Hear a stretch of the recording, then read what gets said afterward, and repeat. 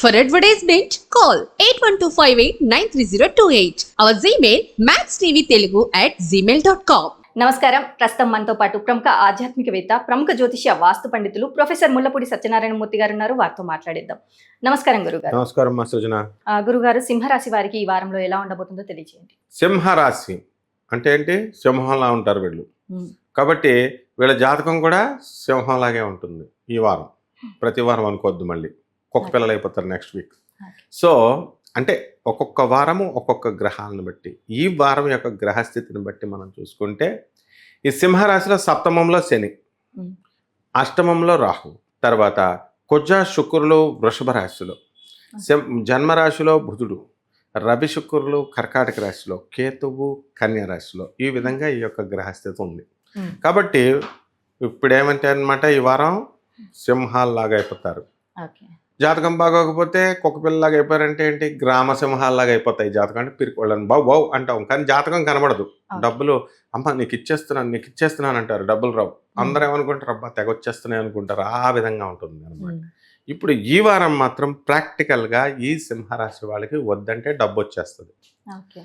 అనుకున్న పనులన్నీ అయిపోతాయి. వాళ్ళు విద్యార్థులు ఏ కోర్సు కావాలనుకుంటే ఆ కోర్సులో సీట్ వచ్చేస్తాయి. ఏ కాలేజ్ అంటే ఆ కాలేజీకి వచ్చేస్తాయి. విదేశాలు అసలు వీసాల కోసం అప్లై చేస్తే స్టాంపింగ్ కోసం వచ్చి అక్కడ బాక్స్ అక్కడ పెట్టుకొని మళ్ళీ వస్తుంది కదా స్టాంపింగ్, మళ్ళీ మనం వెళ్ళి అమెరికా నుంచి వెళ్ళి తెచ్చుకుంటాం అని కొంచెం వచ్చిన వాళ్ళు ఉన్నారు. ఇక్కడ స్టాంపింగ్ అవ్వకపోతే ఆ బాక్స్ అక్కడే ఉంది, స్టూడెంట్ ఇక్కడే ఉన్నాడు. అలా జాతకం బాగోకపోతే అవుతుంది. కానీ సింహరాశి వాళ్ళకి ఆ పరిస్థితి రాదు, బ్రహ్మాండంగా అయిపోతుంది. అండ్ నెక్స్ట్ ఏంటంటే వృత్తి వ్యాపార ఉద్యోగ విషయాల్లో చక్కగా రాణింపు ఉంటుంది. సూపర్ సక్సెస్ అవుతారు వీళ్ళు. అభిమానులు పెరిగిపోతారు. ఇక వద్దంటే వీళ్ళకి ప్రైవేట్ ఉద్యోగస్తుల్లో ఉన్నటువంటి వాళ్ళకి అందరికీ కూడా ప్రమోషన్స్, రాణింపులు, టీఏలు, డిఏలు, ఆరియర్స్లు, ఇన్సెంటివ్స్, పండగలు, ఇక ఉక్కిరి బిక్కిరి అయిపోతారు.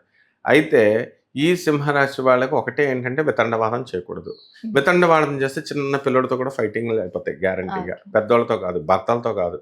కళత్ర పుత్ర శత్రుత్వ కారణాయ నమః అని చెప్పారు. అంటే సప్తమ స్థానంలో ఉన్నటువంటి శని గొడవలు ఇచ్చేస్తాడు, క్లియర్గా ఉంది. కాబట్టి వితౌట్ ఆర్గ్యుమెంట్స్ వీళ్ళు డీల్ చేసుకోవాలి, పిల్లలకైనా దేనికైనా ఎవరికైనా. అలాగే పక్కింటోళ్ళ సమస్యలు, ఎదురింటోళ్ళ సమస్యలు, అందరికీ నేను హెల్ప్ చేస్తాను అందరికీ కూడా ఫాల్స్ ప్రామిసెస్ ఇచ్చేయడం. అంటే నిజంగానే చేద్దామనే ఉద్దేశంతో ఇస్తారు పాపం వీళ్ళు. ఇస్తే తీరా చూస్తే అవి చేయలేకపోతే ఏమవుతుంది పరిస్థితి? వీళ్ళు ఎక్స్పెక్టేషన్స్ పెట్టుకుంటారు, అవ్వకపోయేసరికి నిరాశపడతారు, వీళ్ళని తిట్టుకుంటారు. ఈ విధంగా వాళ్ళు ఏమవుతారు? శత్రువులు అయిపోవడానికి అవకాశాలు ఉంటాయి. అరే మనల్ని కేర్ చేయట్లేదురా, రోజు నమస్తే పెట్టేవాడు నాకు ఈరోజు పెట్టట్లేదురా అని ఆ ఫీలింగ్తో 48 రోజులు వీళ్ళు డిప్రెషన్కి వెళ్ళిపోతారు. అంటే అష్టమ రాహు మెంటల్ డిప్రెషన్కి ఇస్తాడు. కేవలం ఒక సబార్డినేట్ నమస్తే చెప్పలేదని చెప్పి ఒక ప్రొఫెసరే మెంటల్లోకి వెళ్ళిపోతాడు అనమాట. ఆ విధంగా ఈ యొక్క సింహరాశి యొక్క పరిస్థితి అనేది ఉంటుందన్నమాట. కాబట్టి వీళ్ళు స్టబన్గా ఉండాలా. ఈ వారంలో అటువంటి నమస్తేలు మాకు అవసరం లేదురా బాబు అని చెప్పేసి చక్కగా స్టబాన్గా ఉండాలి. ఆ విధంగా ఉన్నప్పుడు చాలా చక్కగా ఉంటుంది. పండగలు బ్రహ్మాండంగా చేసుకుంటారు వీళ్ళు, తీర్థయాత్రలకు వెళతారు. ఆలోచన ప్రవృత్తి మారుతుంది, అందరికీ హెల్ప్ చేయాలి, గట్టిగా మాట్లాడాలా అని కూడా వస్తుందన్నమాట. అంటే ఇదివరకు ఏ సమస్యలు వచ్చినా సరే స్లోగా పిల్లిలాగా మాట్లాడేవాళ్ళు ఇప్పుడు సమస్యల మీద స్పందిస్తారన్నమాట వీళ్ళు. కాబట్టి ఈ విధంగా మోస్ట్ ఎనర్జెటిక్ అయిపోతారు వీళ్ళు ఈ వారంలో సింహరాశి వాళ్ళు.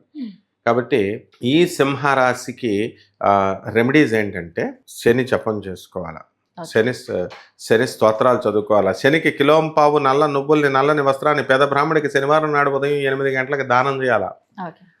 రాహు జపం చేసుకోవాలా, రాహు స్తోత్రాలు చదువుకోవాలా, రాహుకి కిలోంపావు మినువుల్ని ఆవు పేడ రంగు ఉన్నటువంటి వస్త్రాలను ఇచ్చి పేద బ్రాహ్మణులకి శనివారం నాడు అది కూడా ఉదయం 8 గంటలకు దానం చేయాలి. అలాగే రాహుకి చక్కగా మనము బగళాముఖి అమ్మవారికి పూజ చేయాలి. ఆ తర్వాత ఇంట్లోనే హోమం చేసుకోవాలా. ఆ విధంగా శనికి మహాకాళి అమ్మవారి యొక్క హోమాన్ని ఏదో ఒకటి జరిపించుకుంటే సరిపోతుంది. ఇప్పుడు మనకి వీళ్ళు ఏం చేయాలంటే ఔదుంబర వృక్షం, తెల్ల జిల్లేడు పువ్వులతో శనీశ్వరుడి మీద పెట్టడం, ఔదుంబర వృక్షం కింద కూర్చొని దిగంబర దిగంబర శ్రీపాదవల్లభ దిగంబర దిగంబర దిగంబర శ్రీపాదవల్లభ దిగంబర అని మంత్రజపం చేసుకోవాలి. ఈ విధంగా చేసుకున్నప్పుడు ఈ వారం చాలా బాగుంటుంది. ఔదుంబర వృక్షం అంటే ఏంటి? మేడి చెట్టు అమ్మ, మేడి చెట్టు దత్తాత్రేయుడు ఆ చెట్టు కింద దేవతా వృక్షం అది, ఆ చెట్టు కింద కూర్చొని నాకు ఫలానా అబ్బాయితో పెళ్లి జరగాలి అని అనుకుంటే అయిపోద్ది. అది రాహుల్ గాంధీ అన్నా వచ్చి చేసేసుకుంటాడు. కుక్క పిల్లలు అక్కడి నుంచి వచ్చేస్తాడు ఆటోమేటిక్గా. అంటే ఆ చెట్టుకున్న పవర్ అదనమాట. Whether he is the chief minister or prime minister or వాడి స్టేటస్ ఏదైనా అవ్వచ్చు.